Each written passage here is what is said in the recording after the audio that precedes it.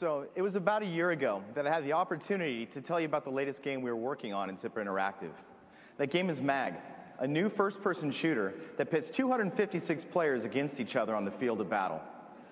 Well, here we are. It's a year later, and I'm pleased to be here again, this time with 8 other members of the Zipper team.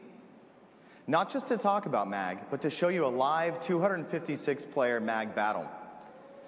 So now, before we start, I want to remind you that every action you're about to see or hear, from the distant chatter of a machine gun being fired by a developer in Seattle, to an airstrike called in by a tester in San Diego, has been triggered by a real player. Now, the battle you're about to watch is a Raven assault on a Sever fuel depot. CJ Heine, MAG's lead level designer, is acting as our squad leader today. Now, if we take a look at CJ's command network interface, you can get a feel of the scale of this battle. CJ's squad of 8, along with other 3 squads in his platoon, must punch through a line of enemy bunkers, secure a forward landing zone, and push forward to the heart of the enemy facility. Now, if we pull back just a bit, you can see that his squad isn't alone. His platoon is one of 4 that make up the Raven company assaulting this base. Now, each blue dot you see is a live player participating in the battle right now. But remember that for each blue dot you see, there's also a red enemy, most of whom are currently undetected. So to start his assault, CJ is going to use one of his squad leader command abilities to call in a recon UAV to scout out those enemy locations. UAV inbound and on target. Now, unfortunately, the enemy has an anti-aircraft battery that's up and running, and it's going to shoot down his airstrike as it comes in. So he's going to have to go in with a little bit less information than he hoped and go from there. So these are all the squad members we see on screen that are up here on the stage today. They're going to move out. CJ is going to assign the first objective to his team, which is to assault a bunker.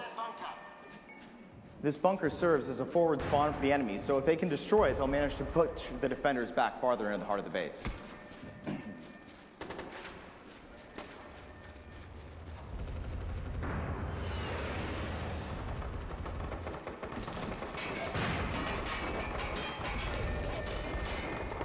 So there's the bunker in front of us. Now, as we assault, we're going to switch over and take a look at the platoon leader perspective for Ben Jones.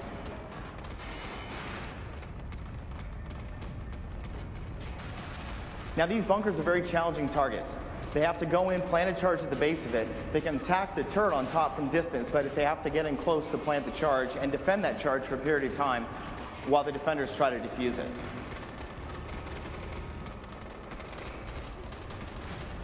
There you can see now, as the actions he's taking, because this objective has been assigned to the squad, he's going to get bonus points for every action he takes.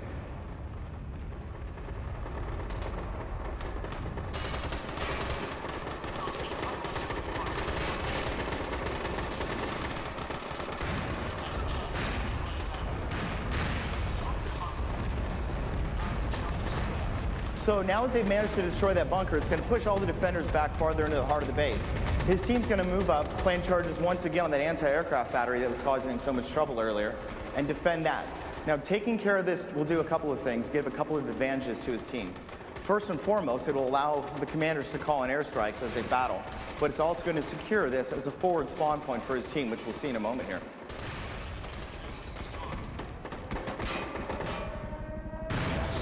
You can hear that air raid siren, lets everybody in the battle, no matter which platoon they're in, know that the attackers in this area have secured that forward spawn. And now we have helicopters coming in, which serve as the forward deployment point for his team. So if anybody in his squad dies from this point forward, they will respawn those helicopters and be able to push forward. And they're also very powerful at securing this landing zone. They're all equipped with miniguns, once again, all commanded by real players. So now that they've managed to secure this forward landing zone, CJ is going to use another one of his command abilities. He tried to call in a UAV earlier, but now he's going to use an airstrike. He's going to call in a cluster bomb to clear the enemy off this wall and secure the point so his team can push forward and hit the heart of this facility.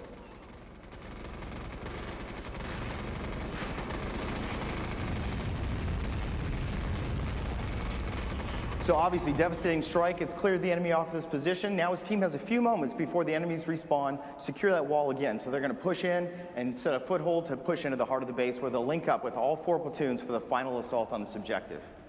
Now, I do hope you all were taking notes, because we're going to have this game running live on the show floor for the next 3 days with full 256 players. come down there, pick up a control, and join the battle. I look forward to it. Thank you so much.